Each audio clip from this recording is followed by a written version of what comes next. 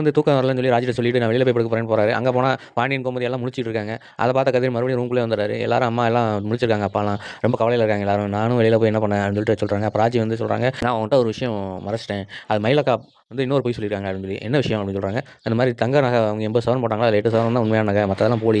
இது நாங்கள் தெரிஞ்சு போச்சு எனக்கு மீனாக்காக்கும். ஆனால் மயிலக்கா கஷ்டப்படுவாங்க, அவங்க வாழ்க்கையை காப்பாற்றிக்கிறக்காக இது பண்ணோம்னு சொன்னாங்க. சரி இது ஒன்று தானே சொல்லி நாங்கள் விட்டோம். ஆனால் அடுக்கடுக்க அவங்க எவ்வளோ போய் சொல்லுவாங்கன்னு எங்களுக்கு தெரியாது அப்படின்னு சொல்கிறாங்க. கதிர் வந்து அது கோவப்படுறாரு. இதை ஏன் இத்தனை நாளாக சொல்லலை அப்படின்னு சொல்லி. அதுக்கு ராஜி சொல்கிறாங்க, இல்லை தெரியாமல் சொல்லலை, அவங்க வாழ்க்கை பேருமேங்கிறக்காக நான் சொன்னேன். இப்படி அவங்க பொய்யா நிறையா சொல்லுவாங்க எனக்கு தெரியாது மறுபடியும் சொல்கிறாங்க.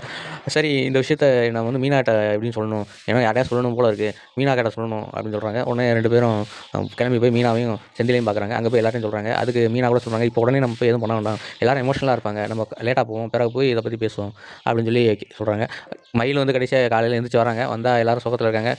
பாண்டியனை பார்த்து மன்னிப்பு கேட்குறாங்க. ஆனால் பாண்டியன் வந்து அதுக்கு சட்டுன்னு சொல்லி விலகிட்டு போயிடுறாரு. ப்ரோமோவில் காமிச்ச மாதிரி மயிலை வீடோடு துரத்திடுவாங்களா, இல்லைனா வேறு ஒரு ட்விஸ்ட் நடக்குமா, நீங்கள் சொல்லி கமெண்ட் பாக்ஸில் கமெண்ட் பண்ணுங்கள். தேங்க்யூ.